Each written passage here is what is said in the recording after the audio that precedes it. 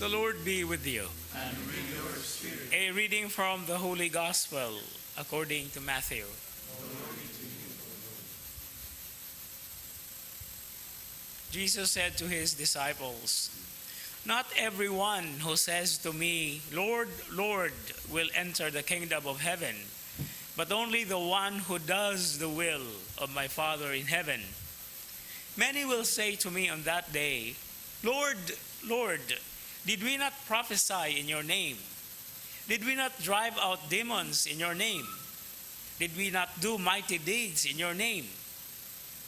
Then I will declare to them solemnly, 'I never knew you. Depart from me, you evildoers.' Everyone who listens to these words of mine and acts on them will be like a wise man who built his house on rock. The rain fell, the floods came, and the winds blew and buffeted the house, but it did not collapse. It had been set solidly on rock. And everyone who listens to these words of mine but does not act on them will be like a fool who built his house on sand. The rain fell, the floods came, and the winds blew and buffeted the house, and it collapsed and was completely ruined." When Jesus finished these words, the crowds were astonished at his teaching, for he taught them as one having authority and not as their scribes.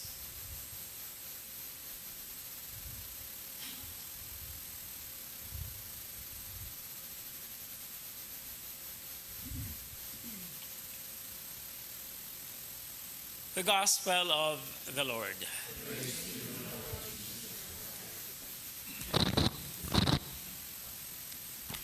Lang adlaw kan atong tanan. The issue actually that the Lord Jesus presents or presented to his disciples and of course to us now is on the question of doing and not just listening.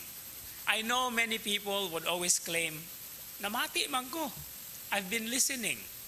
But of course, it's not in the listening alone that makes sense or that matters most, because it has to be acted out. That's the reason why the beautiful parable, the comparative parables in today's gospel reading is very, very, very significant.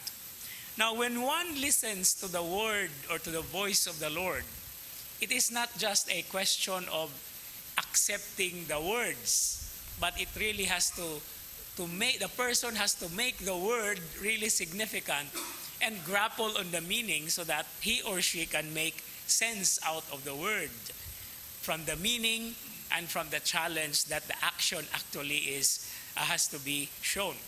Now, talking about listening, a very beautiful scenery or scenario in today's first reading is presented to us. The other son of Abraham, whose name is Ishmael, which actually literally means the Lord or God listens.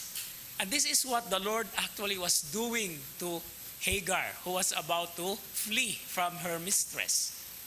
And what's interesting here is this is not so much talked about. It only takes certain specific technical understanding.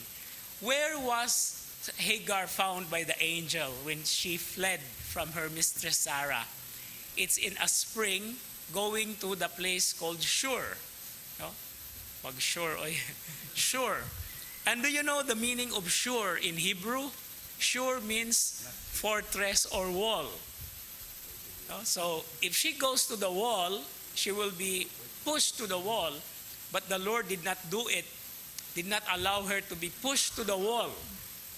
He wanted her to go back, and then with the promise that Ishmael also is a son that will receive blessings. And that is what we read in the most part of today's first reading.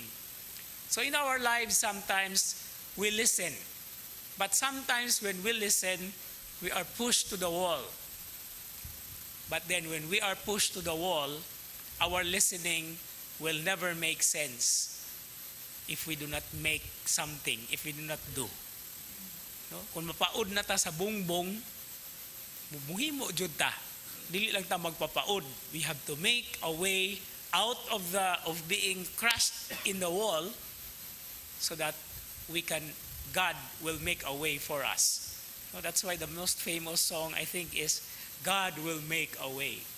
But only if we listen to Him and do what He wills. Amen.